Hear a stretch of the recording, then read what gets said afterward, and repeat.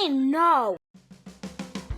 Okay. Welcome back to the From the Fabricator podcast. I'm your host, Max Pearlstein. Thank you so much for joining me once again. Another fun one to go here today. And again, appreciate all the support. Cannot tell you how much I do. So thank you for checking this out. Two fabulous gentlemen today. Great guests, great people.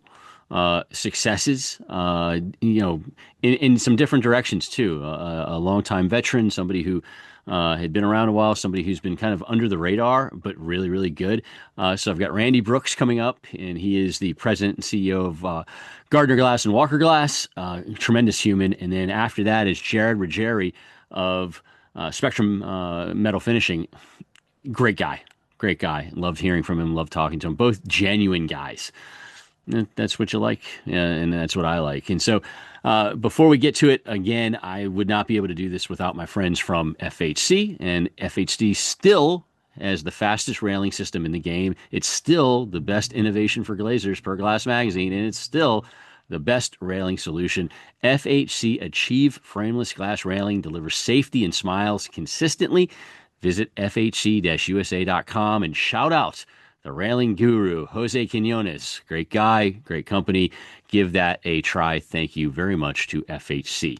All right, let's get it going. We're going to start it off with Randy. We'll follow it up with Jared. And then on the other side, I got three things for you to watch on TV and on streaming whenever you're ready. So let's get it going. Here we go. Okay. Kicking it off this month, I'm thrilled to have Randy Brooks with me, President and CEO of Gardner and Walker Glass. You can find their websites online right now, dreamwalls.com and walkerglass.com, both great websites. We got lots to cover. Randy, it's so great you're doing this podcast. Thank you so much for your time. I appreciate you having me, Max. Well, I'm thrilled because I've known you a long time, but as I say on these podcasts, sometimes I always find out something new, but regardless, I have known you a while, but I'd love to know really your origin story, where you were born, went to school, the journey till today, because it's been a heck of a run, I know, but give me the rundown. It has. It's been 36 years, Max, in this industry, but I born and raised in Western North Carolina, in the small town where Gardner is located, North Wilkesboro. Actually went to school, started at UNC in Chapel Hill. Thought Gotcha. I wanted to be a doctor. Oh, wow. Okay. After a couple years of biology and chemistry classes, I decided maybe that wasn't what I wanted to do. So had a pretty big change. I actually transferred to Appalachian State, and that's where I got my business degree. Gotcha. Out of school, applied locally with a lot of firms. At that time, a lot of manufacturing was being done in Western North Carolina, still in the heyday of furniture and textiles. Right. But among the companies I applied was Carolina Mirror. There were two large glass companies in our little town, Carolina Mirror and Gardner Glass. Right. And so I landed a position as a customer service representative. Nice. In 1990 at Carolina. And so it was a great opportunity, was exposed to a lot there, got to work in sales, also got some operations experience, production planning, that type of thing, and wound up spending a little bit of time in marketing. That's how you and I met. Yep. And then in 96, there was a lot of turmoil at Carolina Mirror. I could spend an hour talking about it, but changes in ownership and so forth. And I wound up leaving there and going to work down the street at Gardner. And, Gotcha. worked in their distribution centers for a few years. And then in 1999, we being the management team had an opportunity to buy out the Gardner family, which Right. was on its third generation of ownership at that point. And so in 1999, we put together a management buyout.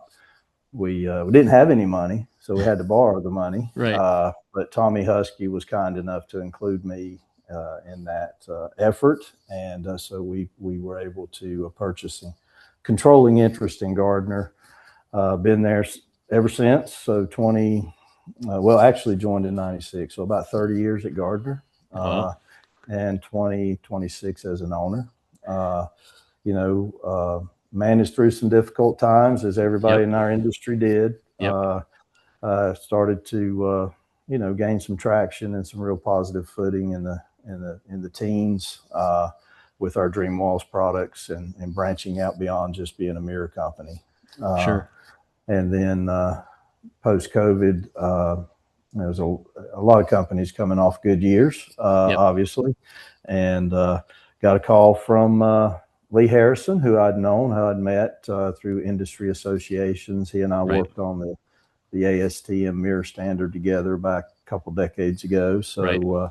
he had just entered into that partnership with Iron Bridge, and they were looking to grow, and they had a specific area, which was the South and the West. And so our footprint made a lot of sense since we have a facility in Huntsville, Texas. And Right. one thing led to another, and we joined forces, and here I am. Wonderful. Yeah.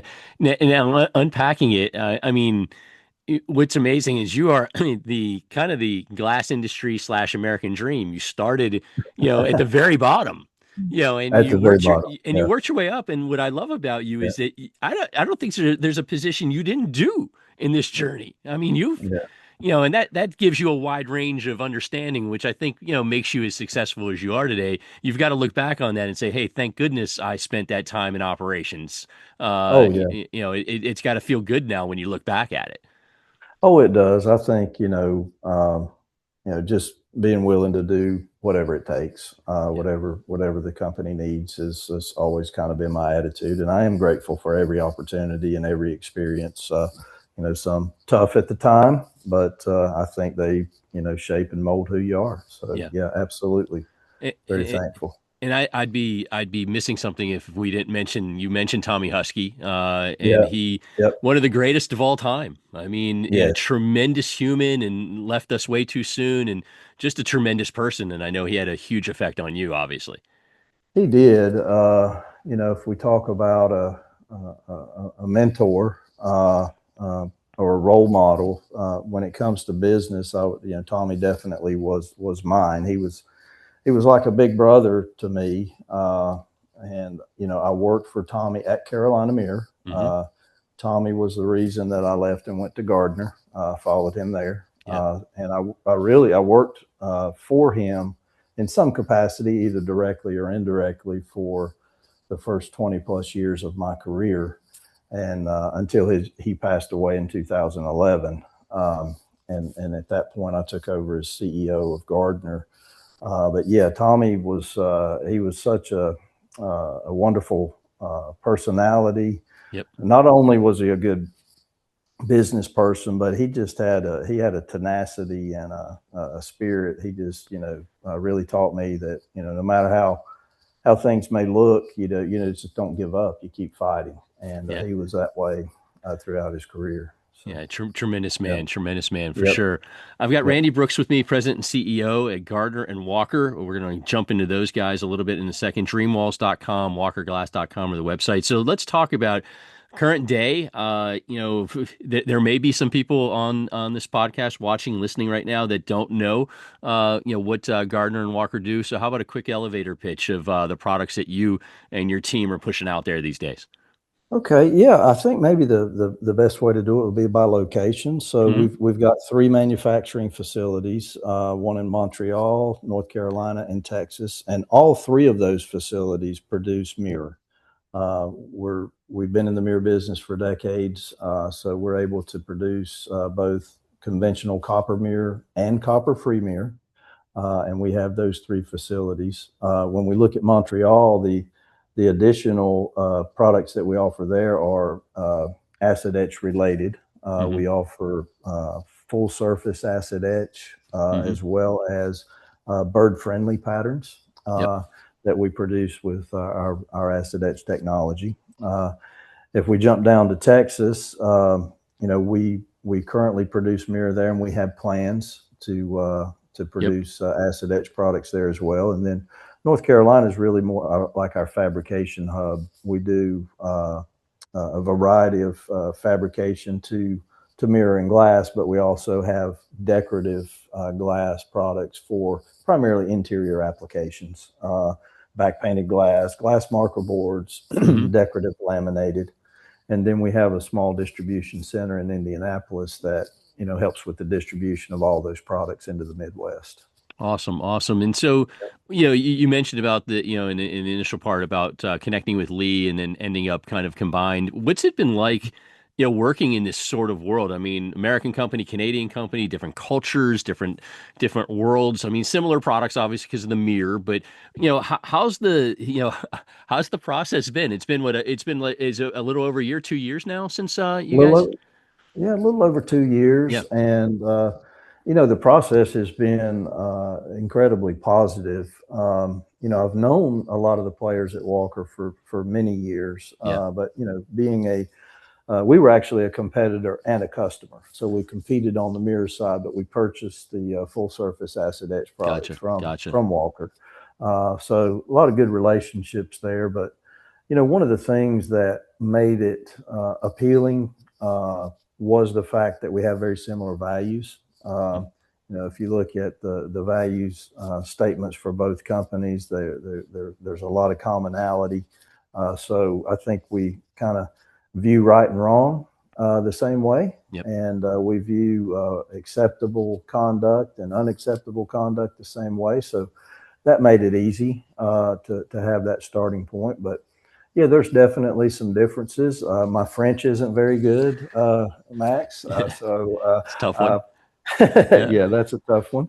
But yeah, we get along great. And, as far as our approach to business, I think, both teams and now the unified team, they just really work hard, Yeah. just really are focused on carrying out the company's objectives.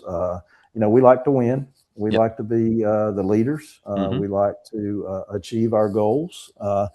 But, we do have, that standard of integrity that I think we're not willing to win at all costs. And so those common characteristics, I think, make the transition pretty easy.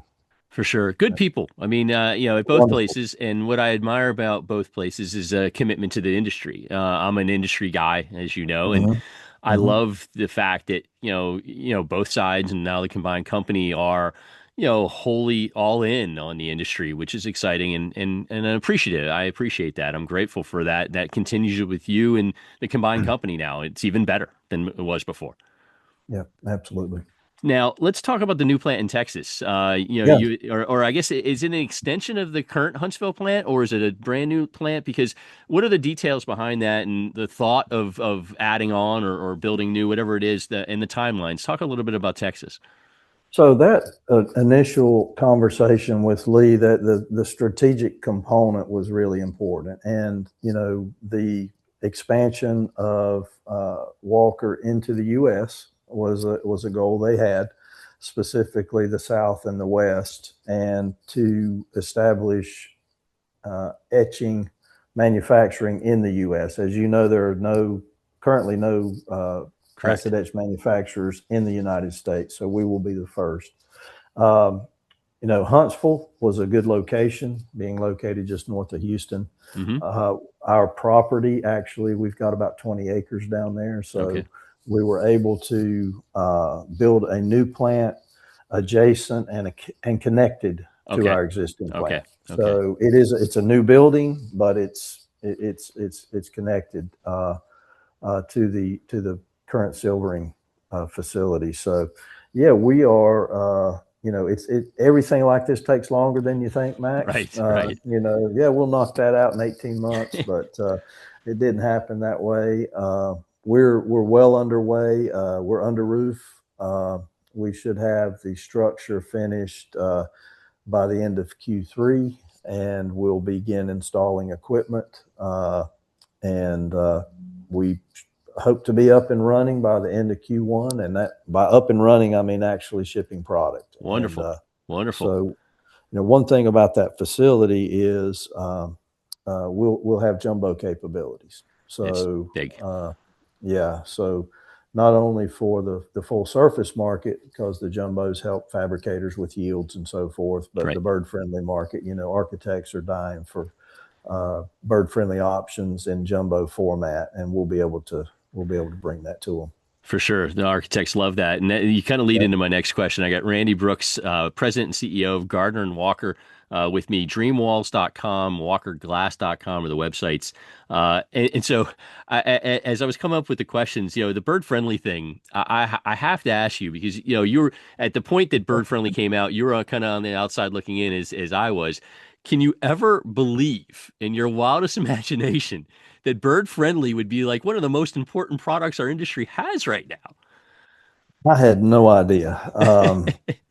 When I first heard about it, I thought, well, that's interesting. Let them go down that path, not knowing, that it would catch on and become a part of, codes and regulations and the demand to grow like it has. I'm still trying to learn. I'm by no means a bird friendly expert, but Walker was the leader there. They led the way, and there have been additional technologies. There are a lot of technologies popping up. We welcome that, because the more people that are out promoting the bird friendly glass, we think that's just going to create a larger pie. And we think in the end that we have a great technology that's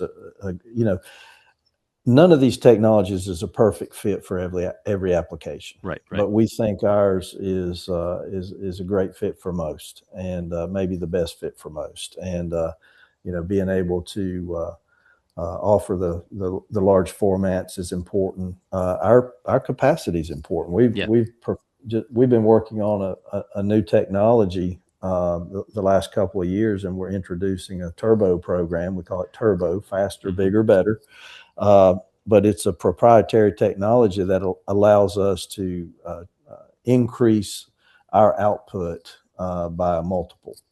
When we look at some of the competing technologies, the laser etch, et cetera, what we're able to do now with this technology, we can produce 8 to 12 times as much product in a given shift. And so when glazers need a large project and they need it in 3 weeks, they don't have time to wait 8, 10, 12 weeks. We're going to be the people they look to. And so we're really excited about that. And that technology will be applied in our Texas facility as well. Awesome. No, I say it in every speech and presentation I give, is bird friendly is like the gift for us as an industry. I mean, it installs the same way as anything else. There's no wires, there's no, there's no funkiness involved, and it's a great product, and it's getting accepted, and it's value added. And so I'm a big fan. And then obviously you mentioned the expertise of the Walker folks, and I mean, I believe some of them, if you cut them, instead of blood, it'd be bird feathers coming out of their system, because they are deep into it. And really, really, are, not only great people, but really smart and technically intelligent with this too. So that's got to make you feel good. Yeah, I think we've got the experts in the industry, Mark Deschamps, Charles Alexander, and then the guys on our technical team. They're globally respected as experts in this area, for sure. For sure. Absolutely. So halfway through the podcast, I usually go with a little bit of a lighter question. And and for you, it was who are or were your role models, both in business and in life? Talk to me about the role models for Randy Brooks. Well, I already talked about Tommy from a business standpoint, no question. He impacted me and taught me a lot about, the industry. And so from a business standpoint, he would be definitely my role model. And, I thought about that question, Max, business and personal. And, one of our core values is authenticity. And, if you're really an authentic person, do you separate the two, business and personal? I say no. I try to be the same person at work that I am at home, that I am out in the community. that I am on the golf course, and even though I may lose my temper on the golf course a little bit. But I think that's what it's all about. And, just being honest with you, as a Christian, Hmm. my faith is incredibly important to me. And so I have to say that my role model is Jesus Christ. And, Fantastic. in business and life and every aspect of who I am and what I do, he is the ultimate role model because he lived a perfect life. And he left behind in his words and actions on this earth a roadmap of, how to live your life. And Yeah. so I would say that's my role model. Fantastic. Yeah. Fantastic. And I will say I've known you since the early 90s, and you have always been the genuine article. Always. And Well, that's where I've always admired you, because you're the same right now as you were, back in 1992 when I met you, except you still have hair and I don't. But you're still the same genuine, good man, who I'm thrilled that I got to meet you all those years ago. Well, those are kind words, Max. I appreciate that. But the hair is gray, but I've still got a little bit. I Well, appreciate that. you're doing it right, my friend. Couple more questions for Randy Brooks, President and CEO at Gardner and Walker Glass. The tariffs. It's one Yeah, of the things that drives me up the wall, because I yeah, despise them. Basically, I just think it's just horrible policy. But that's me. You have to deal with the fact that you have a hybrid. You have American companies, Canadian companies. How has it been navigating the tariffs, and just dealing with it? Just because it changes seemingly minute to minute. yeah. The tariffs. Okay, so we've got two topics, I guess, Yeah. related: the tariffs, and then there's the whole anti-dumping thing. Yes. So Yes. the tariffs have had probably less impact than you might think on Okay. us, Good. Max. There are certainly some products that we move across the border that are impacted by the tariffs. But for the most part, glass and our etched glass was all covered under the USMC agreement. Gotcha. So it was grandfathered in and Hmm. not necessarily affected by the tariffs. So, um, it hasn't had a major impact. Some of our, our expansion plans and the equipment we're purchasing from overseas has been impacted by tariffs, and it, Right. it affected our budget. But for the most part, we haven't been affected by tariffs between, say, Mexico, United States, and Canada. Okay. Uh, the the anti-dumping thing by Vitro, I mean, I applaud. I don't know how you feel about it personally, but the the playing field was so unlevel. It was unbelievable, Yeah. and I think something had to be done. And I appreciate Vitro stepping up and helping make that happen. What we've seen are some unintended consequences, Hmm. as always happens, Right. which a lot of those Chinese and Malaysian imports have moved to Canada and Yeah. made it tougher north of the border for us. Right. So that was not a positive. And then, there's been a significant increase in imports from the Middle East, Hmm. countries like Turkey, Yep. even imports from Mexico have increased and kind of filled the void left by the Chinese and Malaysians. And so U.S. companies like us honestly have not benefited that much Right. from the anti-dumping. So I think it needed to be done, Yeah. but it's not like it has not been a big windfall for our company. Well, and you, just because Mir was the first product that really took it on the chin with the Hmm. dumping, and so you've Yeah. been dealing with this your entire professional life, and just having to navigate the fact that they would come in and just give it away. You Oh, know. absolutely. Yeah, absolutely. And so, it really drove our strategy to try to position ourselves to do things in the market that they could not do. Yeah. They being, the Chinese companies, et cetera. So, that really drove our Dreamwall strategy. Hmm. It's driven our fabrication capabilities. We try to offer fabrication, service elements, quantities, things that a short lead time and maybe a less than container quantity are appealing. So, Hmm. anything that China could do, there was really not of future in investing in that because they were going to do it cheaper, Right. uh, Right. offer it cheaper. So yeah, we've been dealing with it for a long time, and really, that's Walker had the etched glass opportunity and went down that path because they were right there in that dogfight on mirror too. Right. And so two different paths, but we both I think have been to the more successful companies in our segment. For sure, for sure. Yeah, well But done. And you guys as leaders, you and on your side, Lee and Ross on their side, you had to pivot, you had to yep. evolve, and I think that you guys did it very, very well, and that's why you're standing where you are today. And so again, kudos to you guys. So a couple more questions for Randy Brooks, President, CEO, Gardner and Walker Glass. It's just a curious one. What do you think the biggest change that you've seen in our industry from when you and I started back you Yeah. started in 90, I started in 91. What's the biggest change you think you've seen in our industry? I think I'm going to show my age a little bit, my nostalgic side, but I think maybe it's all industry. It's just a lack of personal contact. Yeah. I think back to the first couple of decades of my career, and when you had a meeting with a vendor or a customer, it seems like there was a lot more preparation that went into it. You had to plan to go see that party face to face. You probably had a dinner or maybe Yep.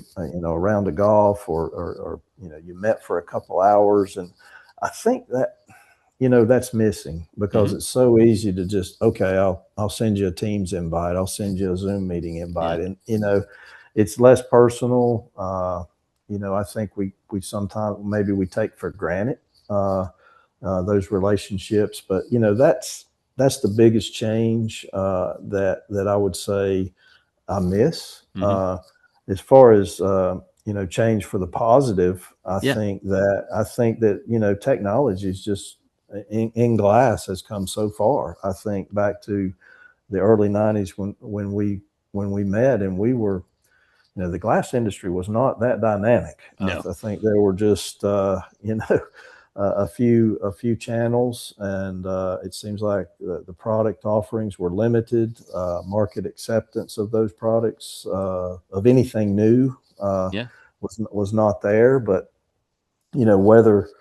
whether we did a great job as an industry or it just kind of evolved, I think glass is just so much more widely accepted product now, and all the advancements in technology on low E and what that's done Hmm. for the insulating glass industry, and then decorative glass. There Yes. was no such thing as decorative glass Nope. 30 years ago, and Nope. now it's booming, and there's new products coming out, new ideas, and they're being accepted by the market, and Yeah. that's what's so exciting.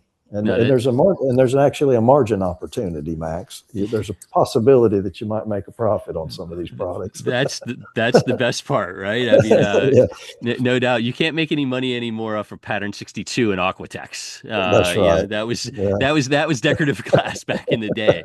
yeah, But no, I think you're right, and I love the decorative space as well, and obviously Dream Walls is a leader in that space among other things, and I think that yeah. makes a lot of sense. And so I assume that's probably the thing that probably has you most excited about our industry is that the technology is not letting up. I mean, we continue to find different things, but is there anything else that has you excited about our industry right now? Well, just I think the next generation. I think they are being exposed to a glass industry that has got so much more upside and is so much more exciting Yeah, than maybe the one you and I broke into. yeah. And my son's in the industry now, and I think his generation really has a lot to look forward to in the glass business. And for those who don't know him, Lucas is his son, and he's an incredibly impressive person, and he represents you and the family extremely well, Randy. And I could see how you're excited about what's going forward, because if we can get more people like Lucas out there, we're going to be in good shape as an industry, and that's part of my goal, to keep building it. But kudos to you guys. You done well there. Done well. Appreciate that. Thank you. So on the flip side, anything that has you concerned? I mean, there are some red flags swinging in the distance here, and maybe even closer. But anything that's got you concerned right now, and anything that if you could change it right now, what would that be? You know, I thought about this question, Max, and our industry, despite all the positives, it's still the glass industry, and glass is the substrate everyone's starting with. And when you've got a situation where companies have to invest, I guess it's probably $250 million now to build a float tank. Right, at least, yeah. Yeah, and then they run for 12, 15, 18 years now with the improved technology, 24/7. You can't turn them off.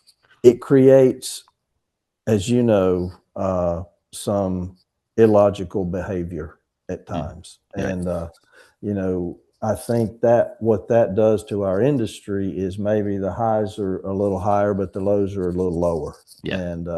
And so, that's one thing that I wish we didn't have to experience, is maybe a little bit more of a roller coaster ride than some other industries. But it all stems from, the nature of making glass, in my opinion. Yeah. And, at the end of the day, I think we just, the philosophy I've tried to adopt is, I can't control customers. I can't control vendors. I can't control competitors. Right. They're going to do things I don't like. So we stay Sure. focused on our game plan and our strategy. And, they're wishing for change in our industry is probably, not productive. But we just stay focused on what we do. That's smart. And I always came from your biggest competitor is yourself. I mean, Right. you just can't worry about, you see things, but at the end of the day, you got to make sure your house is in order. And Yeah. if it is, then you're in a pretty good position. At least that's how I've always felt. So I'm glad you follow that same way as well. Before I wrap up with Randy Brooks, President and CEO of Gardner and Walker, you can find them online at dreamwalls.com and walkerglass.com.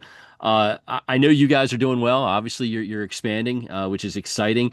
How are you seeing, just the overall market and forecast and economy through the rest of the year and into 2027? What's your take on it? Are you bullish, scared, so-so? I mean, how you feeling about things?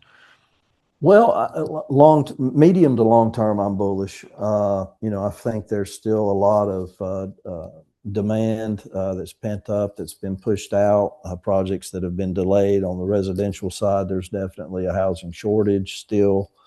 So I think medium to long term, I am bullish.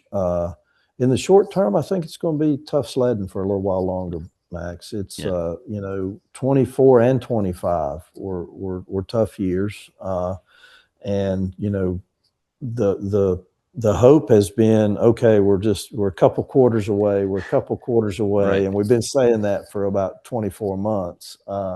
And then, I noticed at the BEC, people had somewhat abandoned the couple quarters away prediction, and now they were looking for next year. Right. And so, maybe when things appear the darkest, that's when we're about to dawn. And, I would hope that would be the case. But, I think 26 is going to continue to be tough. And 27, I'd love to think that we're going to see some improvement. I don't think it's going to be a hockey stick. Mhm.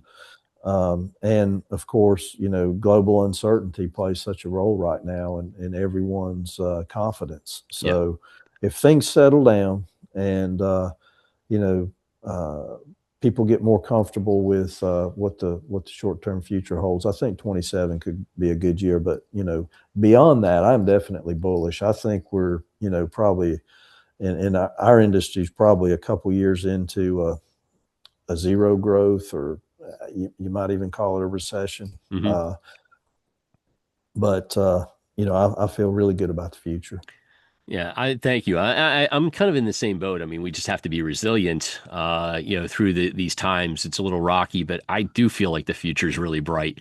There is there's a lot of work that is, ready to pop. It depends Mhm. on when. But the thing that kind of gives me the most confidence is the money that's sitting on the sidelines right now. There's just a lot of money waiting for certain things. You mentioned the uncertainty.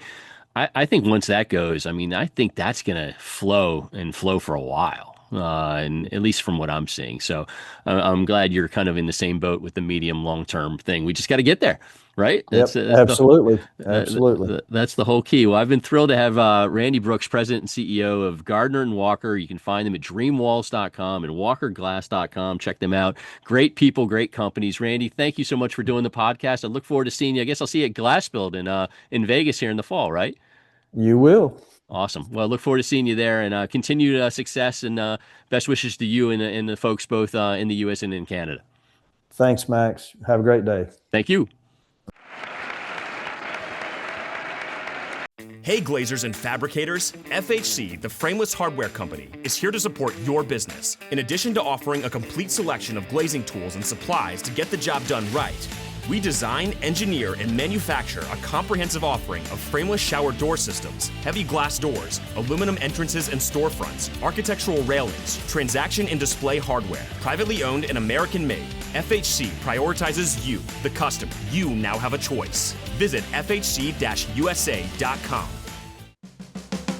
Okay. Thrilled to have Jared Ruggieri on my podcast, National Sales Manager, Spectrum Metal Finishing. SpectrumMetal.com is the address. And Jared's a guy that I've followed for a while. Big fan. Thank you so much for doing the podcast. Yeah, thank you, Max. I appreciate you having me on.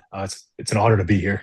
The names that you've had on this podcast are just, intimidating, to say the least. No, don't be. You fit in right with everybody else, my friend. I'm extremely impressed with what you've done. I look forward to kind of digging into your career, what you got going on with Spectrum, and I'm thrilled that you could do it. And I guess we'll just start with your background. Love to know your history, or kind of what I call your origin story. Born, grew up, and path to current day. Yeah, sure. So LA born, Los Angeles, Pittsburgh raised. I was moved to Pittsburgh at a very young age. Wonderful place to grow up, as you know. Yep. Graduated from Robert Morris University, just outside of Pittsburgh, near the airport, with a finance degree. Went straight into the glass industry out of college. I actually started in the glass industry a few months before graduation. Okay. I was one of the only kids walking in graduation. Everyone was talking about getting a job, and I had already earned several paychecks by that point. Love it. My first role was with Santelli Tempered Glass. Mm-hmm. And they were expanding at the time. They were expanding into the Florida market. So Right. It's covering the Southeast. A facility had shuttered outside of in Jacksonville. I believe it was AFGD. Mm-hmm. AFGD. Yep. I remember that. Yep. And so Joe Santelli decided to move the facility from Jacksonville to Ocala, Florida. Mm-hmm. So I got a kind of a crash course in the glass industry, moving a tempering furnace. Yes, you did. That's not easy. So So my first task there was to wire up help move the facility. But I vividly remember sitting on top of the furnace, wiring the low voltage wiring for the convection system. Wow. Yeah. Hey, that's trial by fire, literally, almost. Yeah. Trial by fire, and a lot of fun. It was certainly a learning experience. I would go home and watch YouTube videos on the glass industry because, let's be honest, when you're growing up, unless you grow up in the glass industry, right, you have no idea it even exists. And that might be one of the reasons that everyone kind of sticks with it for so long. It's such an exciting industry once you get in and learn about it. It's a really tight knit group of individuals. Yep. But yeah, my claim to fame may be that I might be the only salesman out there that has been inside of a tempering furnace. I remember connecting the convection pipes from inside as well. And so that was a lot of fun. But cool. A couple months of setup, and then I hit the road. I was able to, go under Joe's wing and learn business B2B sales, calling on residential window manufacturers throughout the Southeast. Right. And that opened the door to a lot of big players in the industry. Everyone from some of the window manufacturers in Miami to Georgia, lot of big, large manufacturers that are in the window and door segment Sure. in that region. So that was fun. I still have built a lot of friendships through that role, and a lot of the guys still around, like Kevin Roth, Vistamatic, Privacy Glass, Yep. who you've had on the podcast. Yeah, so that was a lot of fun. After Santelli, I had a brief stint in commercial mortgages, and then eventually made my way to, as a lot of people in the industry do, to Oldcastle Building Envelope. Okay. I did not know that. I did not know you had a stint at Oldcastle. Okay, keep going. Yeah, I was with Oldcastle for quite some time. Really? So Wow. I was with OBE in Florida for, what was it? I believe it was 5 years. Okay. And I covered Central and North Florida for Oldcastle for their Tampa facilities. Mm-hmm. Started on the glass side, and then eventually I kind of came in right as they were merging the glass and aluminum segments together. Gotcha. And I was fortunate to catch the tail end of Ted Hathaway as the leading the ship there, which was a lot of fun. Yeah, brilliant leader. A lot of fun. Yeah, no doubt, brilliant leader. Okay, keep going, keep rolling. You're on a fire here. I like it. So anyway, Oldcastle. When Catherine and I, my wife, were in Orlando, we had 2 daughters at the time, and decided that we wanted to raise our kids closer to family. Okay. And so both of our her parents were in Pittsburgh. My mom was in Pittsburgh. It just seemed like the natural move to come back for at least the time that we were going to raise our kids. Right. And so we started. I believe we had that conversation in December. In January, I was making my daily sales calls and came across a customer who had mentioned, "Hey, I'm thinking about moving to Ohio. I saw that there's a sales role for Oldcastle there. Do you mind if I apply for it?" And I said, "Yeah, sure. But to be fair, I think I might want to go after that as well. Would you mind if I applied for it?" Right. And so we kind of laughed, and we both went after the position. And I think he ended up bailing on it because they just decided it wasn't the right time for them. Right. But I went full force, and I believe I reached out to my plant manager to make sure he was okay with me pursuing the opportunity. Right. And I think I reached out to Joe Holcomb at the Atlanta, Georgia facility, or Noonan, Georgia facility of Oldcastle.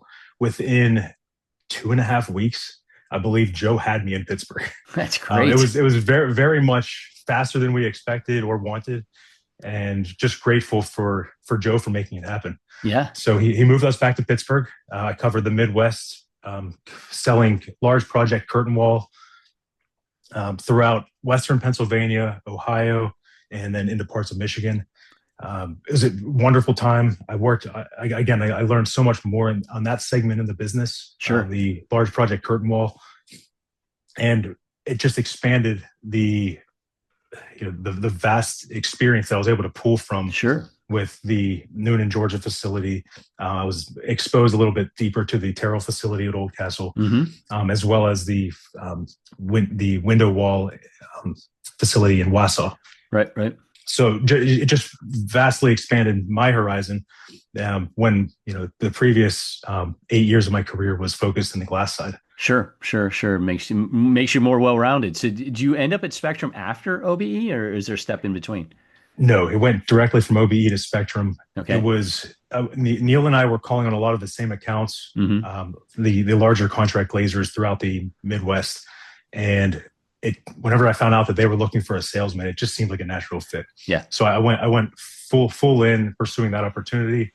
It was quite a long process, I think, from the time that I found out they were looking for someone to when they decided that I was the best fit for the role. And a lot of, again, very grateful to Neil for bringing me on board. Yeah. I jumped into Spectrum in 2019. Okay. And I traveled with Neil so this is Neil Chrisman III. Right. Neil Chrisman IV is now owner and president of Spectrum. Correct. But I was taking over the sales role from Neil Chrisman III, who was previous guest of yours. So we traveled for about 7 months before we were shut down. Right. And so we were going on a national tour, primarily from Chicago to New York, right, and up into Boston, visiting all of Spectrum's top accounts. And when we were shut down, neither one of us I learned old school sales from the previous generation. Right. I'm now doing the same thing with Neil. Neither one of us knew what to do. Yeah. We were shut down and we had to pivot. Right. So we took a couple months off, off of the road. We were in Right. office inside sales for a couple months. And as soon as things opened back up, we were able to get back out there.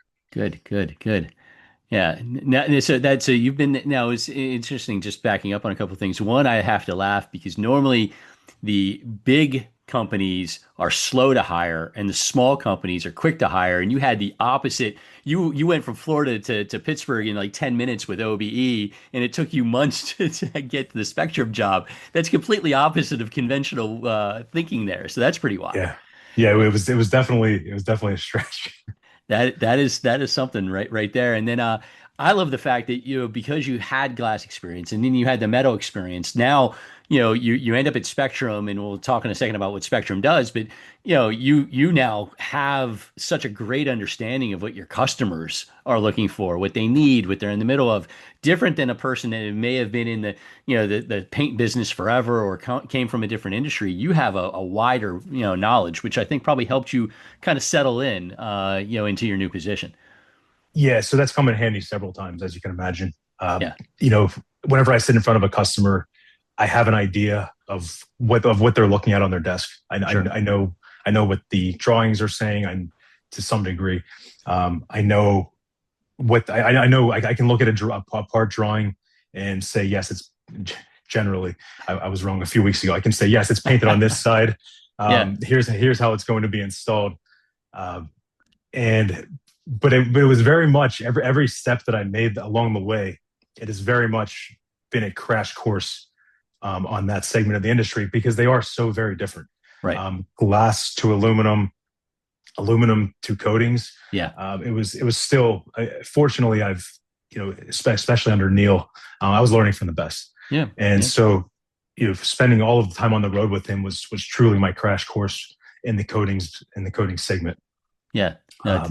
Definitely makes a difference. Now, talk about what Spectrum does, because there might be some people, I'm sure there are people listening to this podcast that don't know what Spectrum does. Elevator pitch or a feel for let everybody know what you guys do there. Yeah, so Spectrum Metal Finishing we're an architectural aluminum coater. We apply high performance liquid and powder coatings to aluminum, primarily for monumental construction projects. Okay.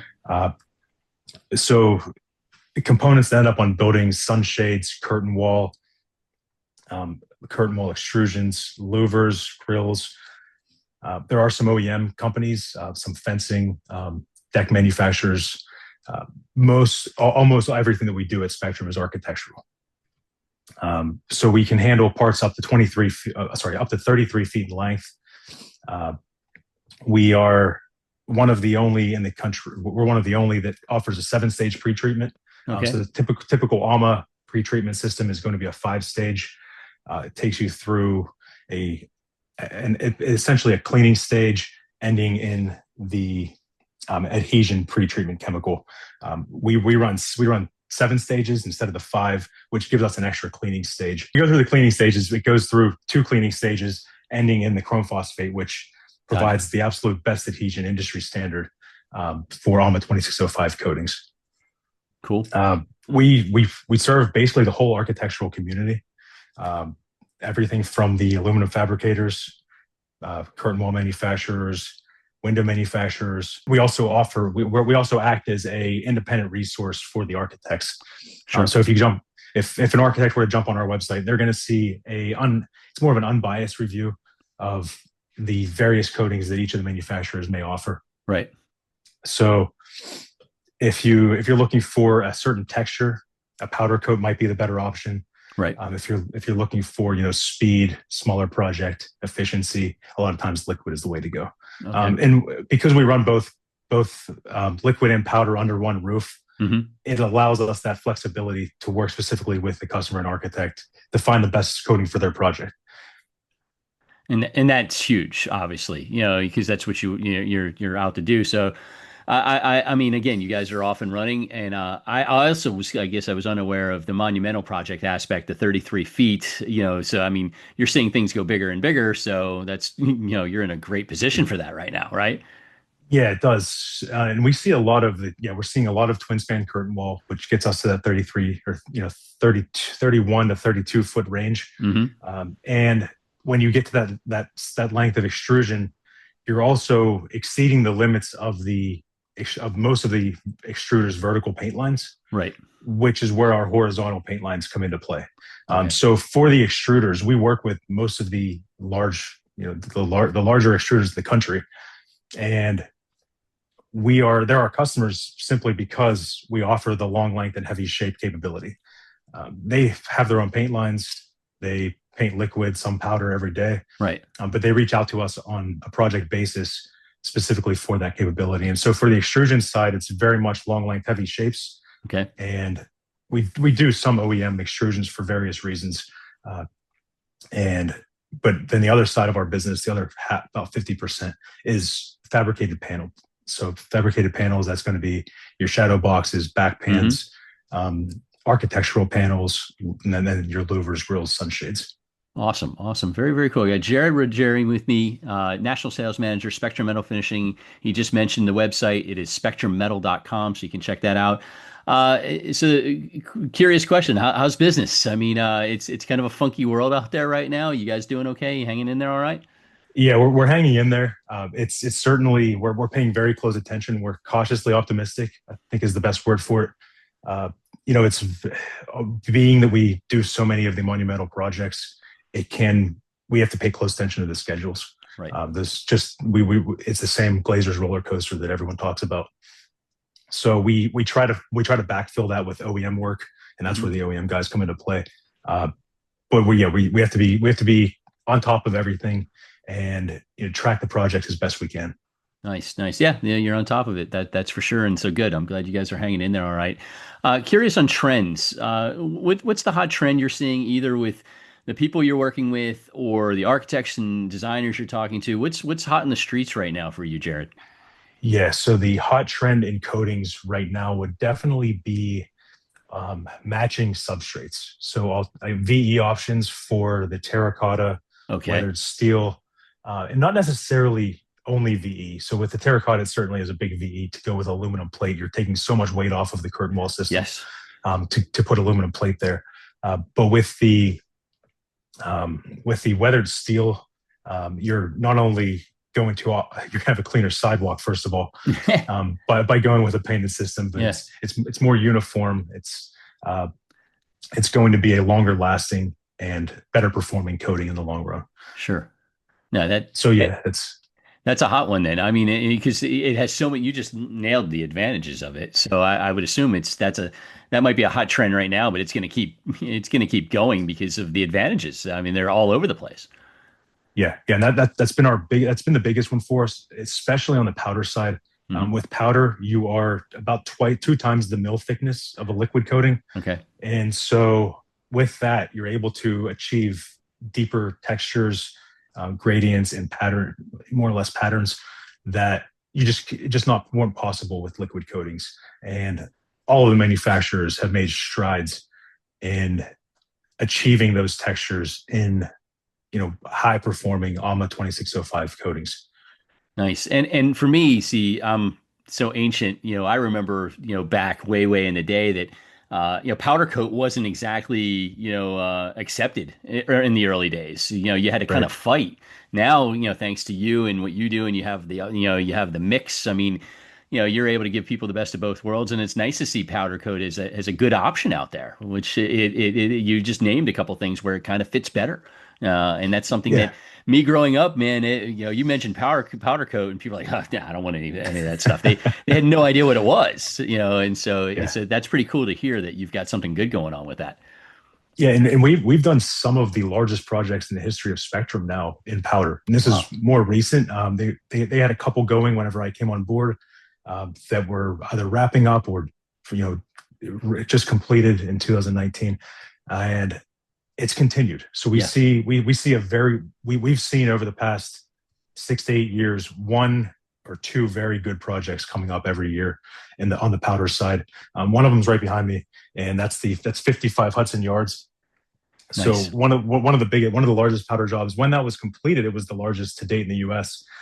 Since then, we've actually have a project, or it's technically two projects in Boston. They are sister developments, and it's Landmark and Parcel 12.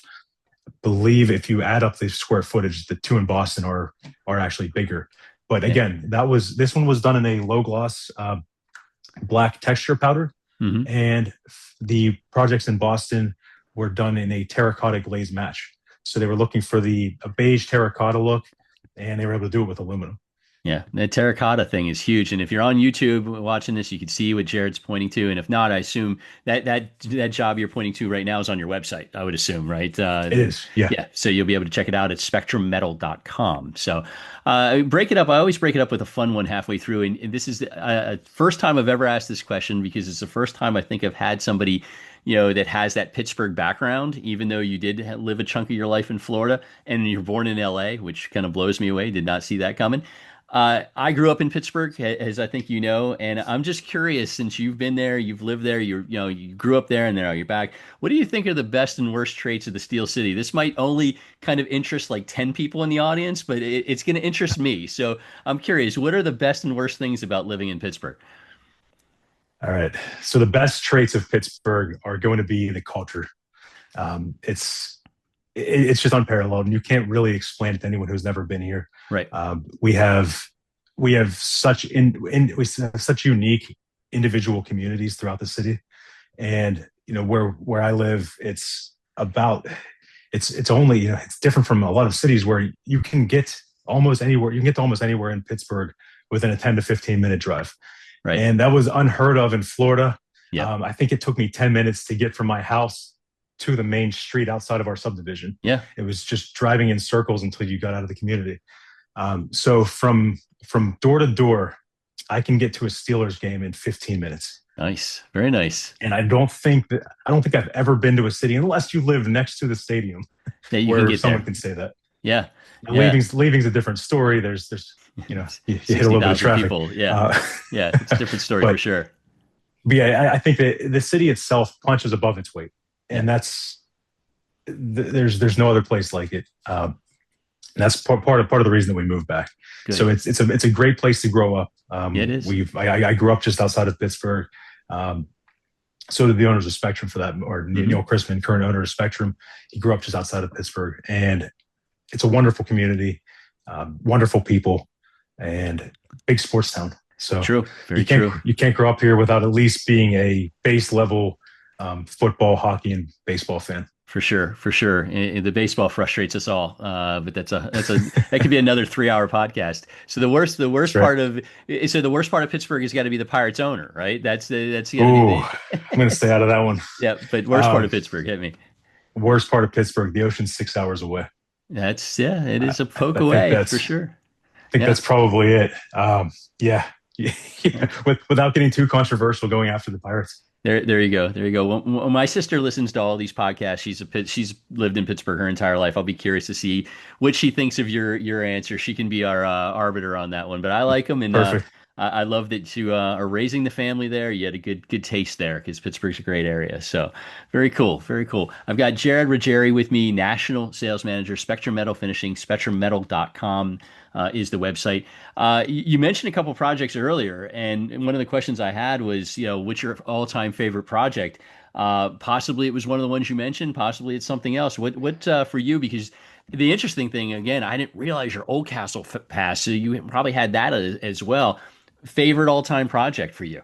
And I gave zero thought to some of the Oldcastle projects we've worked on, which a lot of that's an oversight, because there were a lot of cool projects. Oh yeah, you did a ton. So don't worry about that. That was the past. We're focused on Spectrum. I didn't mean to throw you a focused on curveball. Spectrum. Yep.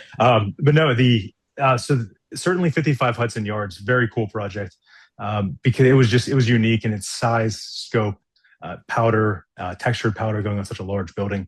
That was a very cool one. I think that my favorite architecturally is Burbank Studios. It's a Frank Gehry building in Burbank, and it's the Warner Brothers headquarters.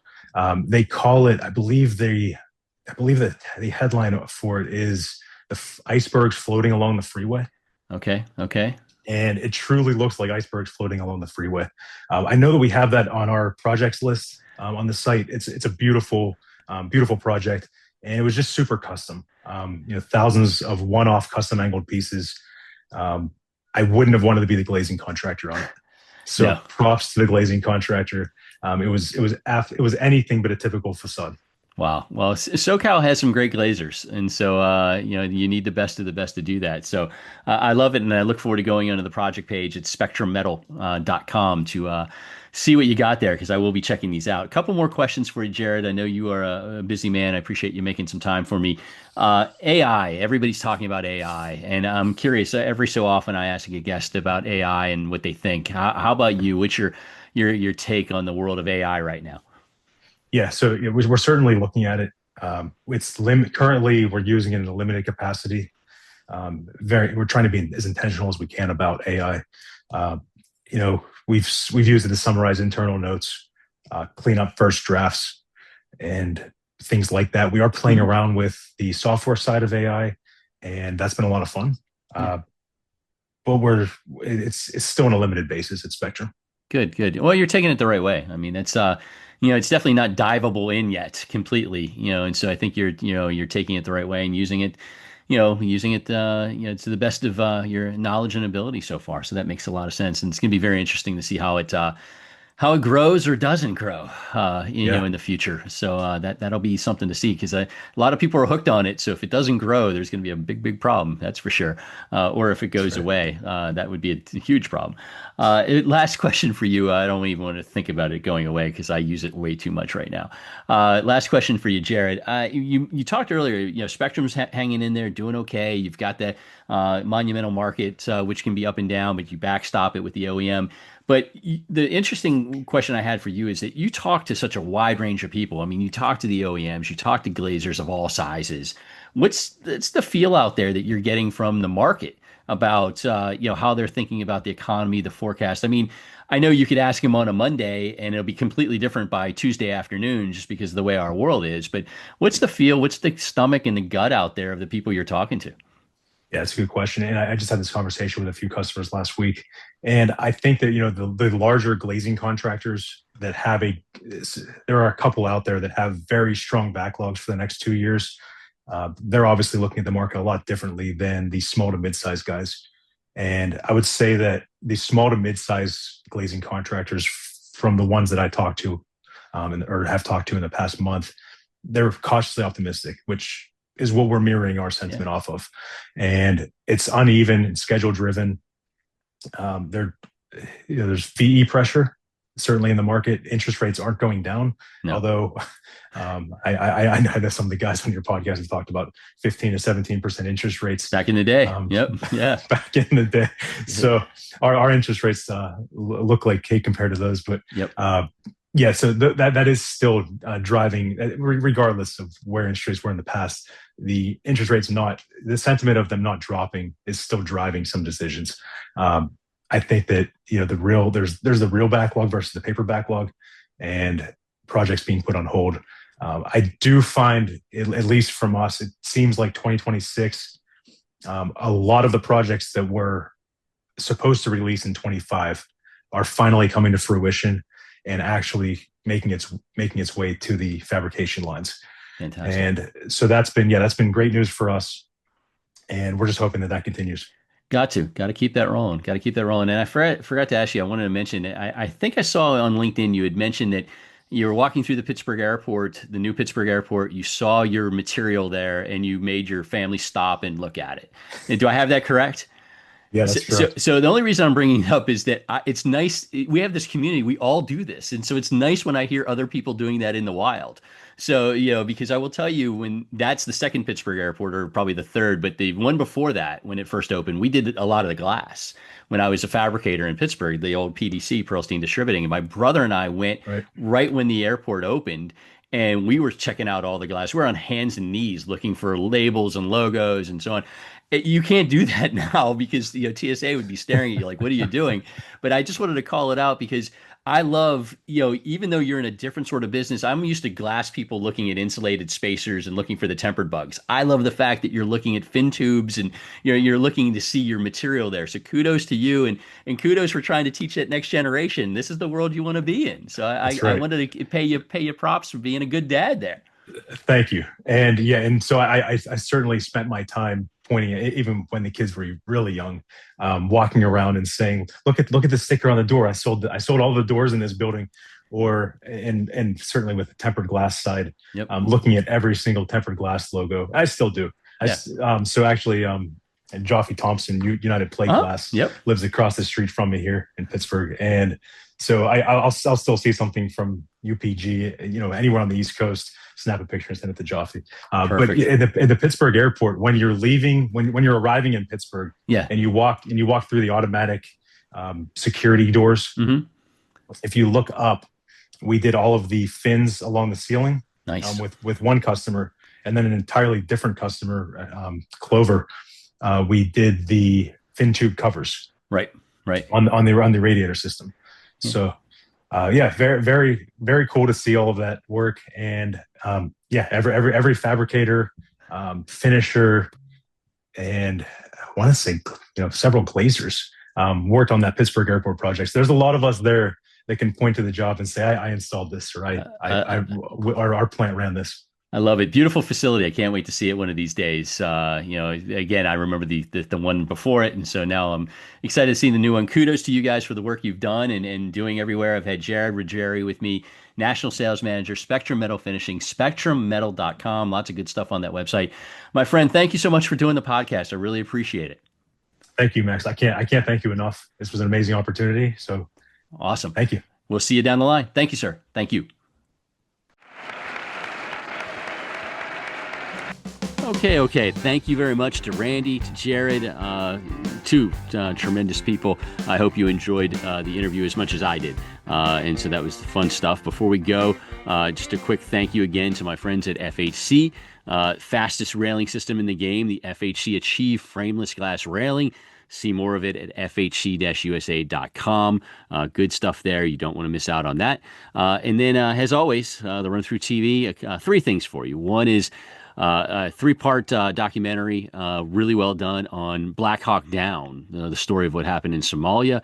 Better than the movie. Really, really intense and just a great look behind the scenes.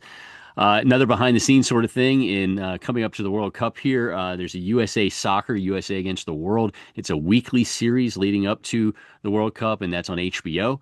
It drops every Tuesday. I watched the first episode, and it was fantastic. Cannot wait.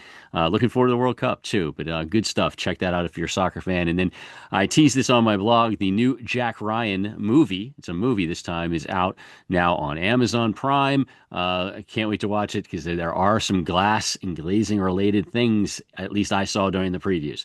So looking forward to checking that out. So good stuff there. So looking forward to all of it in the middle of the soccer thing, and can't wait for Jack Ryan. So check that out. Thank you so much for listening and watching this time out. I've got really an embarrassment of riches coming up guest-wise. Really cool people, different voices, some familiar voices, influential voices. Just thrilled. Just absolutely thrilled to be in this mode and just coming at you with some really, really good stuff. So as simple as that. All right, so that wraps it up from here. We will see you next time. Thank you much for listening. Oh, the music is stopped.